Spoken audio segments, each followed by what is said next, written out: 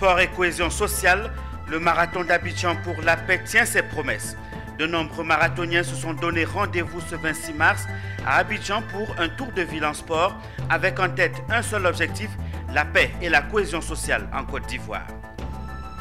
Financement du secteur privé, la Banque ouest-africaine de développement BOAD et la Chambre de commerce européenne en Côte d'Ivoire Eurocham se concertent autour d'un petit déjeuner. Un seul sujet a meublé cette rencontre, le financement du secteur privé et la responsabilité sociale des entreprises en Côte d'Ivoire. L'Organisation internationale de la société civile Solidaridad lance les activités du projet Reclaim Sustainability.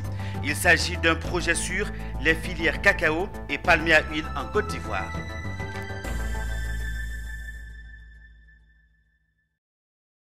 Madame, Monsieur, merci de nous retrouver sur Business 24. Merci d'honorer ce rendez-vous de l'actualité du week-end sur votre chaîne.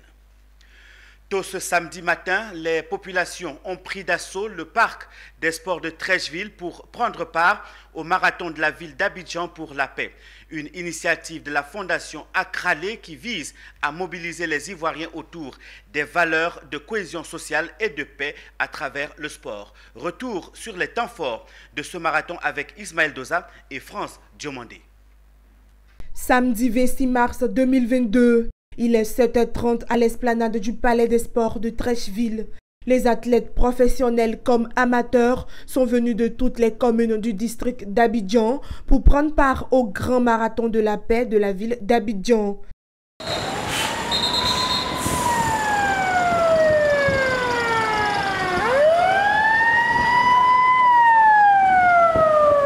Ils sont issus de la société civile, mais aussi des corps constitués de Côte d'Ivoire, douaniers, eaux et forêts, gendarmes, policiers, militaires. Tous sont venus courir pour la paix en Côte d'Ivoire. Après 15 km de course pour la paix et la cohésion sociale pour les corps constitués et 5 km pour la société civile, il faut tout de même récompenser les plus méritants. Je suis en joie et puis je remercie tous ceux qui ont pu organiser cette compétition et je les remercie beaucoup et je suis très content. Bon, j'ai eu la chance de terminer à la deuxième place, mais ce n'est pas fameux si j'ai pu prendre la première place, mais ce n'est pas aussi démérité pour la deuxième place. C'est Dieu qui fait, puis c'est les entraînements aussi qui suivent. Coup d'essai, coup de maître pour la Fondation Akralé et son président Awastalon qui ont fait de la cohésion sociale et de la paix en Côte d'Ivoire leur cheval de bataille. Un message de paix, un message de cohésion, un message de réconciliation. Nous l'avons dit depuis que nous avons foulé le sol ivoirien, nous avons dit que nous étions venus nous rendre disponibles pour la paix. Et nous avons été toujours disponibles pour la paix. C'est l'occasion pour moi de remercier tous ces corps constitués, douaniers, policiers, gendarmes, militaires, qui ont répondu présent et qui sont venus courir avec la société civile pour lancer un message à l'endroit du monde entier, à l'endroit de la Côte d'Ivoire, pour dire à nos parents, qu'ils soient d'ici ou d'ailleurs, que la Côte d'Ivoire reste une et indivisible. Et donc, naturellement, c'est une fierté. Nous sommes contents pour ce coup d'essai qui, pour moi, est devenu désormais un coup de maître. Et donc, c'est la première édition du Grand Marathon de la paix de la ville d'Abidjan. Et nous pensons pouvoir faire mieux l'année prochaine avec la deuxième édition. Le Grand Marathon pour la paix d'Abidjan est organisé en prélude au match de gala de la paix prévu le 25 juin 2022 au stade d'Ebimpe dans la banlieue abidjanaise. Et pour cet autre grand rendez-vous de la paix, Awastalon annonce les couleurs. Des grosses pointures comme Ronaldinho, comme Didier Okocha, Nwako Kanu, les Thierry Henry, en tout cas ils sont prêts à venir nous aider à la paix et à la réconciliation. Ça sera l'Afrique contre le reste du monde, c'est-à-dire les joueurs africains contre les joueurs européens, brésiliens ou qui viendront nous aider pour la paix et la réconciliation. En attendant juin 2022, les populations ont vibré du côté de la commune de Yopougon lors du concert pour la paix. La Banque ouest-africaine de développement et la Chambre de commerce européenne de Côte d'Ivoire se sont retrouvés autour d'un petit déjeuner ce 25 mars à Abidjan. Sur la table du petit déjeuner, bien sûr, bien évidemment, mais aussi et surtout les questions de financement du secteur privé et la responsabilité sociale des entreprises. Faisons le point avec Marie-Christelle Zogueï et Richard Akeke. La BOAD veut faire affaire avec la Chambre de commerce européenne de Côte d'Ivoire et elle s'est donné les moyens pour la convaincre autour de ce petit déjeuner. Plusieurs experts, tant en présentiel qu'en vidéoconférence. Sur la table, les mécanismes et offres de financement aux acteurs du secteur privé de la banque, identification des prospects porteurs de projets à la recherche de financement en lien avec les 5 secteurs prioritaires du plan Joliba de la BOAD que sont les infrastructures de transport, les TIC, la digitalisation, l'énergie, l'agriculture et l'agroalimentaire, la santé, l'éducation et l'immobilier. Au micro central, cet homme, Ibrahima Diouf, conseiller spécial, un homme sûr des capacités financières de son institution. On a plus un problème d'actifs que de passifs. On a plus un problème de bons projets à financer qu'un problème de passifs. L'argent est disponible au niveau mondial. Vous savez, avec la crise et avec les taux de rémunération des placements au niveau de l'Europe, il y a un appétit fort sur l'Afrique et la BOAD a la chance d'avoir un rating qui lui permet d'accéder à des ressources pas chères et longues. Et c'est ça que nous voulons mettre à la disposition de l'économie. En face, des experts de la banque logés à Cotonou, les hommes d'affaires d'Eurocham, rassurés de cette autre alternative de financement de leurs entreprises qu'offre la BOAD. Ah oui, je pense que cette conférence a été bien reçue, puisqu'il y a eu pas mal d'échanges. La BOAD a répondu à pas mal de questions. Et je le soulignais dans mon intervention du départ, ça fait longtemps que je ne l'avais pas vu, le représentant de la BOAD qui a été nommé cette année est très proactif auprès du secteur privé, ce qui est assez rare pour une institution. Là, on a vraiment une BOAD qui s'est transformée, qui a une activité, elle le dit elle-même, plus commerciale et qui va à la rencontre des entrepreneurs, qui veut financer. Autre point à l'ordre du jour des échanges, BOAD Eurocham, la RSE, autrement la responsabilité sociale des entreprises. Un nouveau média fait ses preuves dans le monde de la presse en Côte d'Ivoire et en Afrique. La Nouvelle Afrique, magazine ivoirien qui met au cœur de son contenu plusieurs rubriques et l'actualité en Afrique. Parmi ces rubriques, une qui fait la promotion des élites africaines. Il s'agit de la Tribune des élites africaines et pour la première rencontre, c'est une délégation de la Direction générale des impôts qui était invitée en vue d'échanger avec la presse sur le thème « L'impôt et les Ivoiriens ». Zénab Dosso, Ismaël Doza. Payer son impôt paraît souvent un exercice difficile pour certains contribuables en Côte d'Ivoire. Pourtant, c'est la principale ressource dont l'État dispose pour le développement des actions du pays. Il faut donc payer ses impôts, car si tu fuis l'impôt, il va te retrouver tôt ou tard. C'est ce que la délégation de la Direction générale des impôts, conduite par 3 collaborateurs issus des services civisme fiscal, législation et contrôle des opérations, est venue rappeler et expliquer dans la tribune les élites africaines du magazine La Nouvelle Afrique. Un échange des fiscalistes avec la presse orienté sur le thème « Les Ivoiriens et l'impôt ». Les Ivoiriens et l'impôt doivent, n'est-ce pas, cheminer de façon harmonieuse, qu'il n'y ait pas d'appréhension en ce qui concerne les impôts. Et pour qu'il n'y ait pas d'appréhension, il faut que l'impôt soit mieux expliqué et mieux compris. Et donc, c'est économique et dynamique. Donc, le paiement de l'impôt également est dynamique. Les ressources également sont dynamiques. Et donc, c'est cette relation-là que nous voulons que ça continue à être établi pour que les différents objectifs qui sont assignés à la Direction générale des impôts chaque année par le gouvernement soient effectivement atteints et voire même. La tribune des élites africaines est une première au magazine La Nouvelle Afrique, pour mettre au devant de la scène le potentiel des leaders africains. Nouvelle Afrique, on voudrait promouvoir nos élites. On ne voudrait pas que ce soit cette image de l'Afrique qui est toujours en train de prendre la main. Nous avons des valeurs, donc ce sont ces valeurs-là que nous voulons mettre en exergue.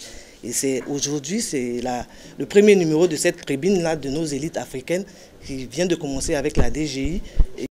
La Nouvelle Afrique est un magazine panafricain présent en Côte d'Ivoire depuis peu.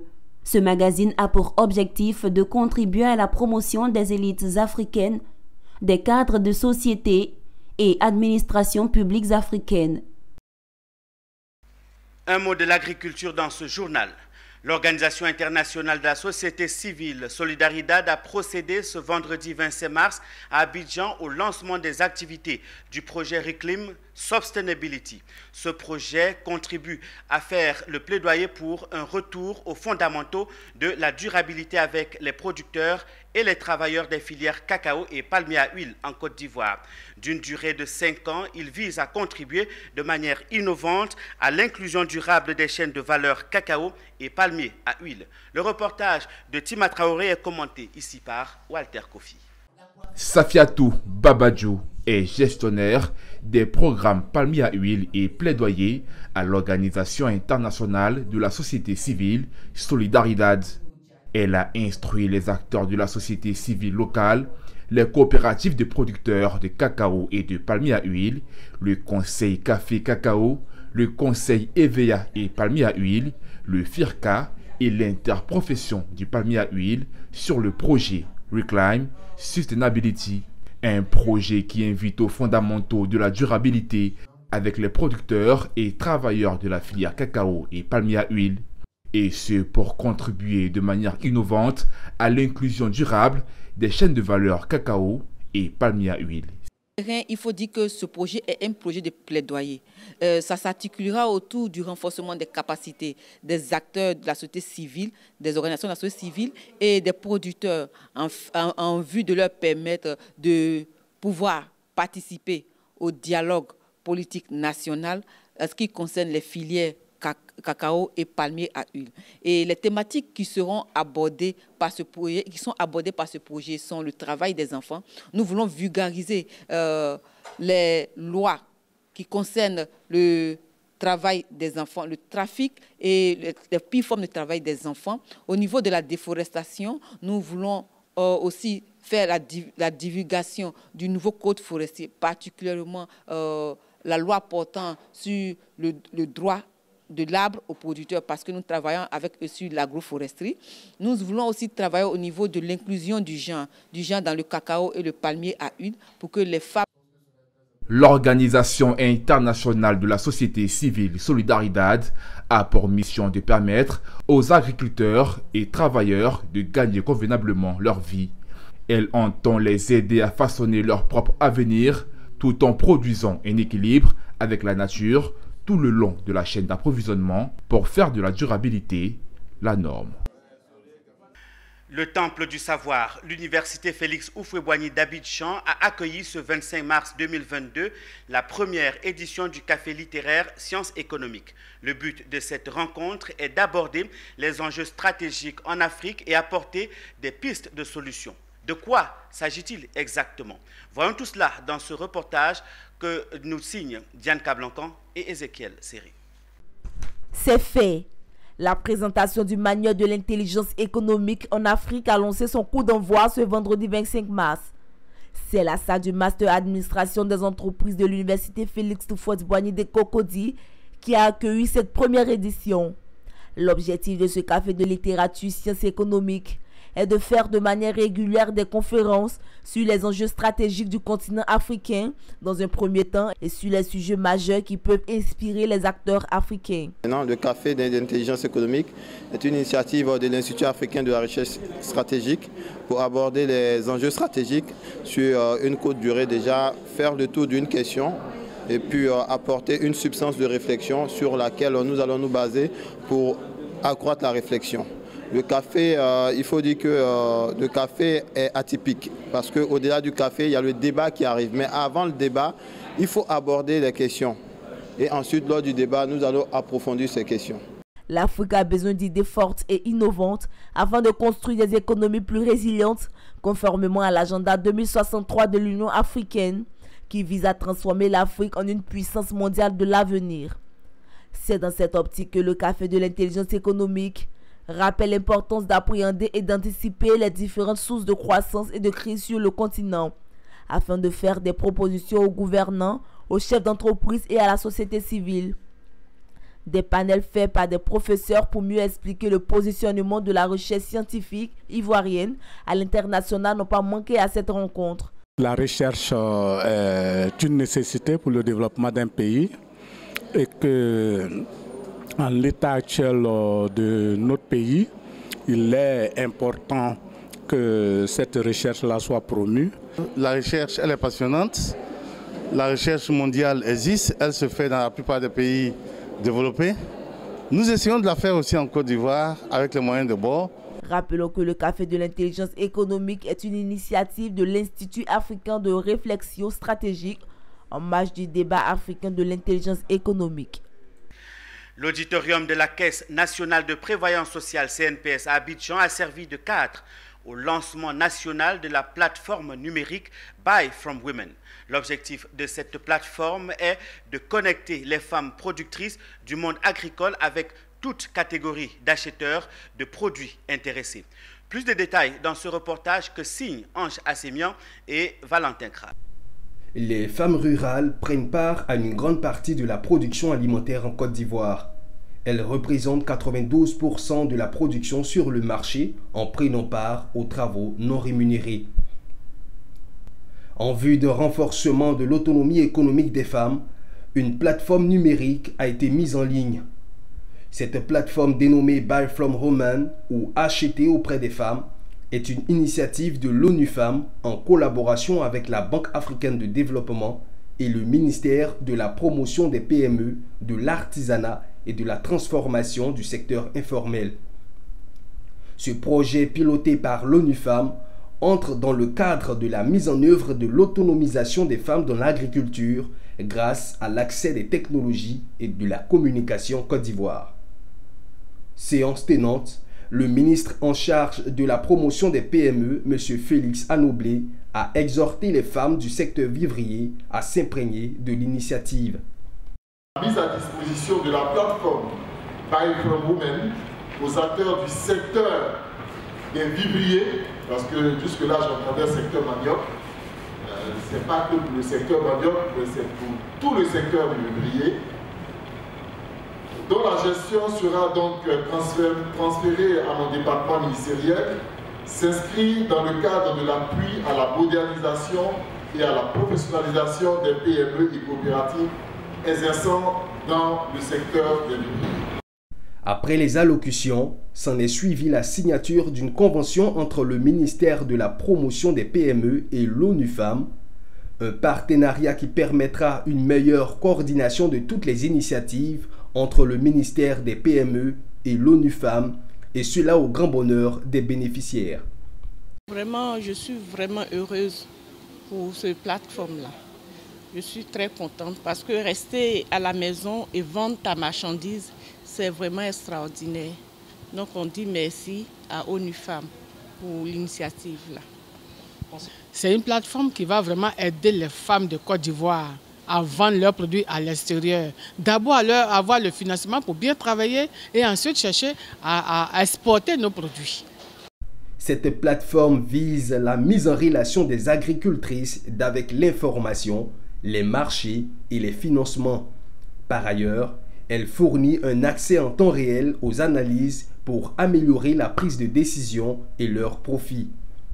Dans la mesure où nous avons focalisé ces 4 mois de travaux sur l'expérimentation de la plateforme auprès des femmes actrices du développement rural, mais également nous avons travaillé l'événement de ce jour qui était de lancer au plan national la plateforme et de transférer l'outil à la partie nationale gouvernementale. Lancée à l'échelle régionale depuis novembre 2021 à Yamoussoukro, la plateforme numérique Buy from Women entend toucher les femmes entrepreneurs des autres secteurs d'activité.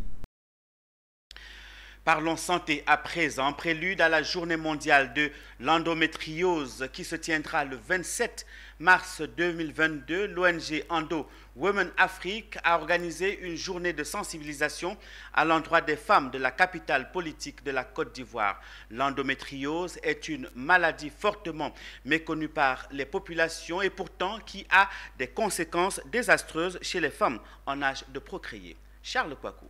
Qu'est-ce que l'endométriose? Peut-on guérir de cette maladie? Comment la prévenir? Voilà plusieurs questions qui ont poussé l'ONG Endo Women Afrique à organiser cette journée de sensibilisation pour faire connaître aux femmes de Yamoussoukro cette maladie, une maladie spécifiquement liée à la jante féminine et qui peut se contracter dès lors où la jeune fille voit ses menstrues pour la première fois. Elle se manifeste par des douleurs avant, pendant et après les menstrues, ou mal de ventre et les douleurs pendant les rapports sexuels. L'ONG Endo Women Afrique a bien voulu organiser cette séance de sensibilisation pour faire passer ce message-là, faire savoir ce que c'est que la maladie et puis montrer à ces femmes-là aussi qui en souffrent que c'est possible de vivre avec la maladie. Cette maladie ne doit pas être un frein à leur épanouissement. Une femme qui a mal au bas-ventre, qui a les douleurs en partant à la selle, une dame qui va uriner, elle a mal, et une dame qui pendant les menstrues, elle a mal, pendant les rapports sexuels, elle a mal, ça peut cacher une endométriose. Ce n'est pas normal. Donc, toutes les femmes qui ont ces signes peuvent aller voir les gynécologues pour se faire traiter. Autre temps fort de cette journée de sensibilisation sur l'endométriose, des consultations gratuites dans les hôpitaux sur le plan national le 24 mars 2022 afin de prévenir cette maladie. Pour rappel, cette activité de sensibilisation s'est tenue en prélude à la journée mondiale de l'endométriose qui, elle, se tiendra le 27 mars 2022. Mettons le cap sur Bondoukou. La jeunesse consciente de la région a organisé récemment la 3e édition de la Grande Nuit artistique et de solidarité du Zanzan. Un moment de valorisation des rythmes et des chansons des artistes du Gontougo et du Bunkan. À cette occasion, des dons ont été faits aux artisans exerçant dans divers secteurs d'activité. Les détails avec notre correspondant régional, Anissé Kouadio. Casques de protection et écouteurs pour les tauliers, rabots ici pour menuisiers, des palons pour les mécaniciens auto, boîtes à outils pour les électriciens en bâtiment, coupe-carreaux pour les carreliers, des machines à coudre pour aider les couturiers et les couturières dans leur activité, casques ainsi que des sèche-cheveux pour les coiffeuses afin d'élargir leur activité, des tondeuses pour les coiffeurs, des pagnes, des bâches, des motos et autres tricycles pour les associations de jeunes et de femmes afin de se prendre en charge. Au cœur de la grande nuit de valorisation des artistes qui vise la promotion des rythmes et des artistes du Zanzan. Initiative de la jeunesse consciente de Bondoukou. C'est une manière d'encourager la population, d'encourager nos parents à se mettre au travail, à continuer, à dire qu'il y a de l'espoir et que tout est possible. C'est tout ce qu'on veut susciter dans l'esprit de tout le monde. Les artistes, je les encourage à continuer. Cette grande nuit a drainé du monde. Les populations sont sorties massivement pour applaudir les artistes du Gontougo du Bunkani qui ont mis en relief leur talent, les pionniers qui ont permis aux premières heures à cette musique régionale d'être connue à l'échelle nationale et internationale ont été distingués et honorés publiquement. Pour l'association des artistes du Zanzan, une telle scène mise à leur disposition par la jeunesse consciente de Bondoukou est à saluer. Tous les artistes sont contents de cette cérémonie. Et cette nuit qui est réservée spécialement aux artistes, pour nous artistes, ce n'est que la fête, une joie et une euphorie totale pour nous. C'est une fierté et un honneur. C'est la première fois qu'on reçoit ce carton en guise de gratitude pour dire que nous avons beaucoup fait pour la région du Gontougo. C'est une fierté pour moi, un sentiment de joie. Monsieur Azumana, déjà, il faut dire qu'il fait beaucoup pour nous. Ça nous permet aussi, nous les artistes du Gontougo, de se faire connaître et de s'exprimer tout simplement. Soulignons que cette grande nuit artistique du Zanzan, doublée de dons aux artisans, en est à sa 3e édition. Et c'est un peu plus de 40 millions de francs CFA qui ont été investis par la jeunesse consciente de Bondoukou, contribuant ainsi au bien-être des acteurs du secteur artisanal. Le décret portant réglementation des transports particuliers de personnes, est-ce le décret de la discorde?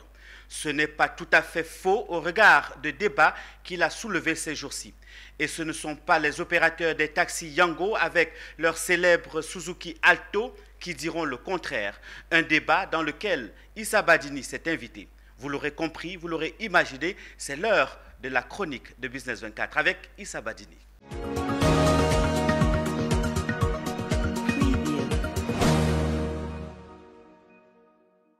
Qui en veut à nos célèbres taxis Yango? Ces VTC qui font partie désormais des meubles des Abidjanais. Visiblement, personne, même pas le ministre des Transports. Seulement visiblement, car ce décret numéro 2021-860 du 15 décembre 2021 de l'État du Côte d'Ivoire portant réglementation des transports publics particuliers de personnes qui vient de le faire surface depuis peu à travers l'autorité de régulation du transport intérieur annonce clairement la messe de requiem de ces voiturettes en calibrant le secteur des VTC. Désormais, pour des véhicules dont la puissance du moteur est supérieure ou égale à 114 chevaux, c'est clair que ce ne sera pas la fête dans les cas des opérateurs de VTC. Pire, c'est la fin tout court du business de centaines, voire des milliers de personnes qui pensaient naïvement, c'est certain maintenant, que leur ère de gloire avait sonné. C'est mal connaître le système qui, en l'espace d'une assise, a sorti la guillotine réglementatrice. Seulement voilà.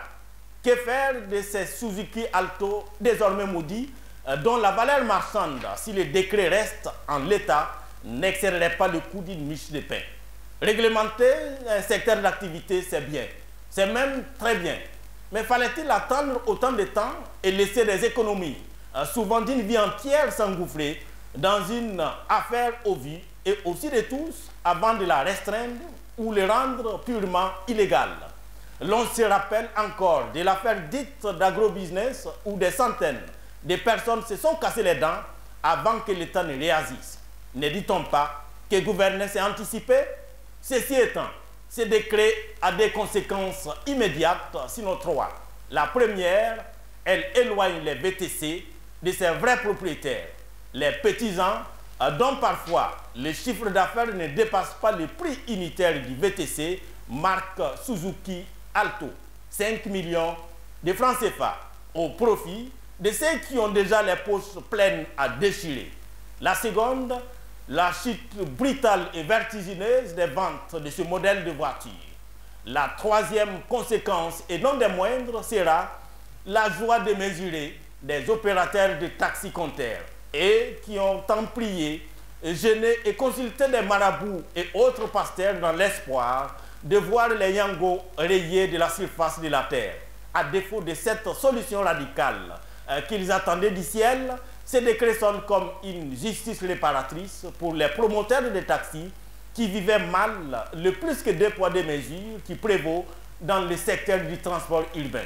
Reste à savoir si leur joie ne sera pas de courte durée dès lors que le ministre des Transports a opéré un repli, semble-t-il, stratégique face au tollé provoqué par l'appel à l'application du dit décret. À bientôt. C'est avec cette information du week-end que nous refermons ce journal proposé par l'ensemble de la rédaction. Madame, Monsieur, merci de l'avoir suivi. Passez un très excellent moment en compagnie de nos programmes. Au revoir et à très bientôt pour une autre édition du journal.